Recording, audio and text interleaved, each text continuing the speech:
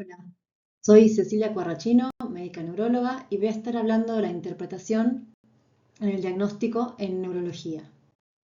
En la práctica asistencial nos vamos a encontrar con una pregunta puntual, ya sea en forma de interconsulta de un paciente internado, en una consulta programada ambulatoria o en una consulta por guardia. Vamos a partir de un conocimiento teórico nuestro previo, de datos nuevos que pueden ser brindados espontáneamente o que tengo que recabar del paciente, y de herramientas de búsqueda para ayudarnos a la interpretación o incluso a pensar en forma de inteligencia artificial. Esto es mucha información disponible y hay distintas formas de organizarla. No es que haya una que sea mejor o más correcta que la otra, lo importante es que haya un método y que uno pueda sacarle el máximo provecho a la información que tiene.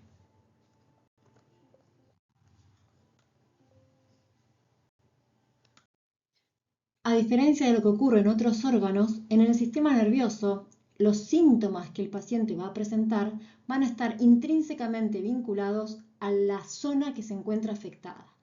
Entonces, no solo el síntoma principal, sino los hallazgos al examen físico o los síntomas acompañantes van a variar según la topografía de la lesión. Pensemos, por ejemplo, en un infarto de miocardio en el cual el paciente va a presentar dolor precordial independientemente de la zona que se encuentre isquemiada. No tengo forma a priori de saber si esto responde a un compromiso de la irrigación de la arteria circunfleja o la descendente anterior. En cambio, si el déficit motor responde a un compromiso en el sistema nervioso central, los síntomas van a ser distintos, así esto es consecuencia de la afección del sistema nervioso periférico.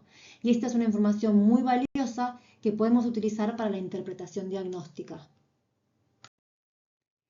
El método más utilizado en la mayoría de las residencias para la interpretación diagnóstica en neurología es a través de la realización de un diagnóstico sindromático, topográfico y etiológico, a partir del cual uno va a solicitar los estudios complementarios que le van a ayudar a confirmar ese diagnóstico o a replantearse el mismo ejercicio en busca de nuevos estudios complementarios o hipótesis que nos permitan llegar al diagnóstico de certeza.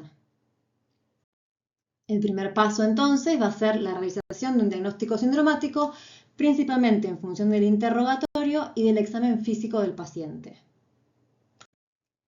Los grandes síndromes neurológicos, que pueden variar según la bibliografía que uno utilice o el lugar donde uno haga la residencia, son los que se encuentran enunciados en esta diapositiva.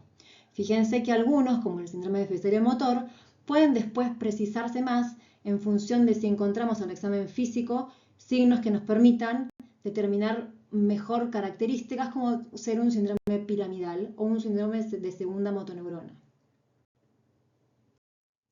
En función del síndrome o los síndromes que uno identificó, va a partir de ellos buscar una topografía, de ser posible, que permita unificarlos y que explique la signo-sintomatología del paciente. En esta diapositiva se encuentran ejemplificados los topográficos más comunes.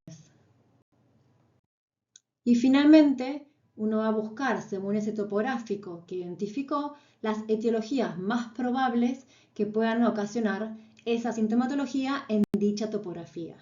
La idea es que uno explore cada una de las posibilidades, dándole mayor o menor peso según la epidemiología, y en función de eso pueda determinar qué es lo más peligroso que puede tener el paciente y qué es lo más probable que pueda tener si es que no coinciden.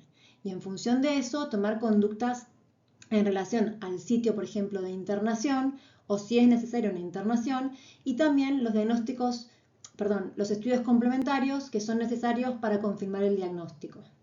En general, esto se puede recordar a través de la mnemotecnia Vitamins D, pero como decía previamente, lo importante es que se exploren todas las posibilidades independientemente de la forma de organizarlo.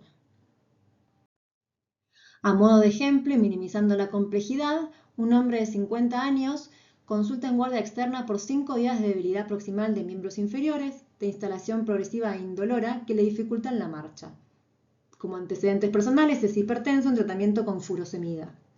Al examen neurológico presenta funciones mentales superiores conservadas, el tono se encuentra conservado, en la evaluación de la fuerza tiene una debilidad moderada, en la flexión de cadera, normoreflexa generalizada, la sensibilidad taxia conservada, sin compromiso esfinteriano y sin presencia de movimientos involuntarios. Este paciente se podría sindromar como un deficitario motor de topografía probable en músculo, dado que no presenta signos piramidales que sugieran compromiso de primera motoneurona. Asimismo, sería raro que sea en forma bilateral y simétrica, salvo que comprometa médula, en cuyo caso también suele dar compromiso esfinteriano y sensitivo. Para pensar en lo mismo en raíces, sería raro que la presentación sea indolora y bilateral y simétrica. Para nervio periférico no presenta hiporreflexia y no tiene compromiso sensitivo. Para placa neuromuscular no tiene fluctuación y esto tiene una instalación más progresiva, como contaba el paciente. Por ello, la topografía más probable sería músculo. Y dentro del diagnóstico etiológico, como les decía, independientemente de la epidemiología y frecuencia, o si se trata o no de una enfermedad rara o epidemiológicamente frecuente, la idea es explorar todas las posibilidades. Dentro de lo vascular, esto podría tratarse de una vasculitis, que puede ser primaria o secundaria. Sería raro que comprometa exclusivamente músculo y que además no tenga sintomatología sistémica. Dentro del infeccioso podría ser algo inflamatorio asociado a HIV, sífilis o triquinosis. Dentro de lo toxicológico podría ser por algún fármaco que el paciente únicamente mencionaba furosemida o alguna droga de abuso. Dentro de la autoinmune, que sea una miopatía autoinmune primaria o asociada a una colagenopatía. Dentro de lo metabólico, que sea en contexto de un hipotiroidismo no conocido, de hipocalemia, hipocalcemia o hipercalcemia. Dentro de lo idiopático, que sea algo funcional, y ya neoplásico, sistémico y degenerativo genético serían menos frecuentes. Entonces, dentro de los estudios complementarios a pedirle a este paciente estaría un toxicológico en orina y un laboratorio completo, dado que lo más probable es que esto pueda ser, por ejemplo, una hipocalemia asociada al uso de furosemida. Eventualmente, si yo confirmo la hipocalemia e inicio un tratamiento asociado, debería esperar una mejoría, y si no la confirmo, tendré que replantearme otras etiologías o replantearme nuevamente el topográfico para poder entender qué es lo que le está pasando a este paciente. Como sucede en la mayoría de las disciplinas, a medida que uno más practique, va a poder realizar la misma interpretación en forma más rápida y más completa, incorporando elementos de epidemiología y etiología al interrogatorio del examen físico, de manera tal que si yo interrogando a un paciente que me cuenta sintomatología motora pura, voy a estar pensando en si esto puede ser una presentación, por ejemplo, de un Guillain-Barré, y va a hacer particular hincapié en si tuvo sintomatología infecciosa, respiratoria, gastrointestinal las semanas previas. Voy a hacer hincapié en si consume drogas de abuso, pensando en músculo. Voy a hacer hincapié en si pudo haber tenido, aunque sea en forma transitoria, sintomatología en músculos extraoculares o faciales que me haga pensar en placa neuromuscular. Y de esta forma hacer un interrogatorio más preciso y buscar cosas más puntuales al examen físico. Es tentador, con el advenimiento de la inteligencia artificial, pensar que estas incógnitas las va a poder manejar un software. Y la realidad es que probablemente la inteligencia artificial tenga métodos más efectivos que este para barajar un montón de diagnósticos etiológicos que quizás a uno no se le ocurrirían en forma espontánea.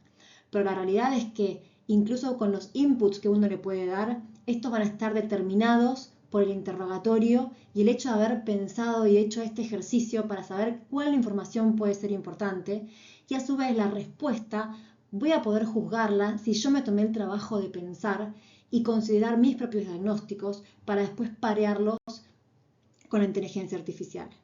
La idea es trabajar este método y poder tener un diagnóstico y una conducta pensada por nosotros para poder justificarla, comprenderla y eventualmente replantearla si no es la correcta.